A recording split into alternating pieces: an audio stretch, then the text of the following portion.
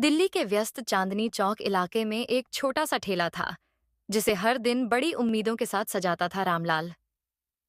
उसकी पहचान समोसे वाले रामलाल के नाम से थी। रामलाल के समोसे न केवल स्वादिष्ट थे, बल्कि हर ग्राहक के लिए उनमें एक खासियत होती थी, उसकी आत्मीयता और मुस्कान।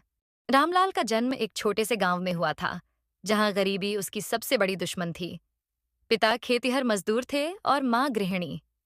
पढ़ाई के शौक के बावजूद हालात ने उसे 10वीं के बाद पढ़ाई छोड़ने पर मजबूर कर दिया। बेहतर जीवन की तलाश में वह शहर आया, लेकिन यहाँ भी संघर्ष कम नहीं थे।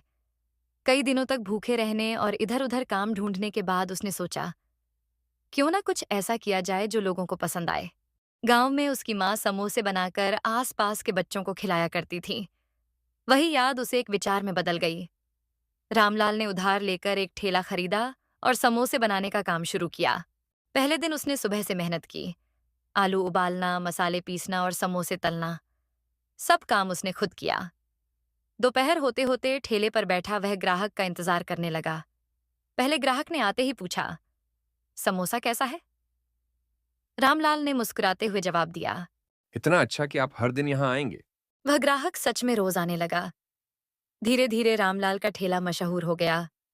समोसे के साथ वह चटनी भी देता था, जो उसकी माँ की रेसिपी थी। हर ग्राहक उसकी चटनी की तारीफ करता और कुछ तो उससे चटनी का नुस्खा भी पूछने लगते। हालांकि जीवन में संघर्ष कभी खत्म नहीं हुआ। एक दिन नगर निगम के अधिकारियों ने उसके ठेले को उठाकर ले जाने की धमकी दी। रामलाल ने विनती की, लेकिन वे नहीं माने।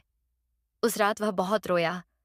उसकी पत्नी गीता ने उसे संभालते हुए कहा, हार मानने से कुछ नहीं होगा। अगली सुबह से नए जोश के साथ काम शुरू करो।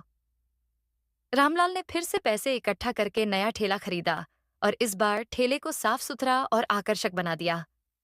उसने ग्राहकों को बैठने के लिए बेंच का इंतजाम किया और समोसे के साथ चाय भी बेचना शुरू कर दिया। समोसे के साथ रामलाल ने कुछ अलग करने का सोचा। उसने चीज समोसा और मिठाई समोसा जैसे नए प्रकार के समोसे बनाना शुरू किया। लोग दूर दूर से उसके ठेले पर आने लगे। एक दिन एक मशहूर फूड ब्लॉगर ने उसके समोसे का वीडियो बनाया और सोशल मीडिया पर पोस्ट कर दिया। अगले ही दिन रामलाल के ठेले पर इतनी भीड़ लगी कि उसे एक सहायक रखना पड़ा। रामलाल की मेहनत रंग लाई। अब वह न केवल अपने परिवार का पेट भर सकता था, बल्कि अपने बच्चों को अच्छी शिक्षा भी दिला रहा था।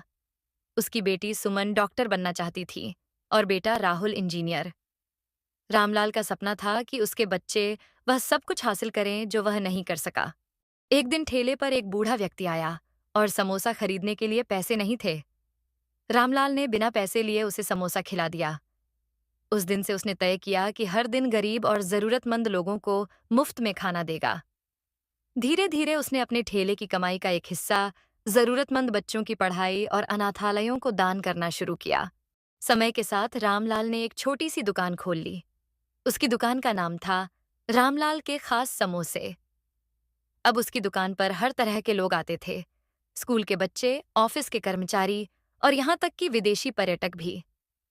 रामलाल की कहानी इस बात का प्रमाण है कि मेहनत और ईमानदारी से कुछ भी हासिल किया जा सकता है।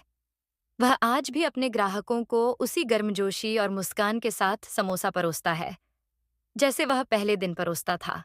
इस कहानी से हमें ये शिक्षा मिलती है कि रामलाल की यात्रा हमें सिखाती है कि सपने चाहे कितने भी छोटे क्यों ना हों, अगर उन्हें सच्चे दिल से पूरा करने की कोशिश की जाए, तो सफलता जरूर मिलती है। एक साधारण समोसे वाले ने अपनी मेहनत और नेकदिली से न केवल अपनी जिंदगी बदली, बल्कि कई लोगों की जिंदगी में भी खुशियां भर दी।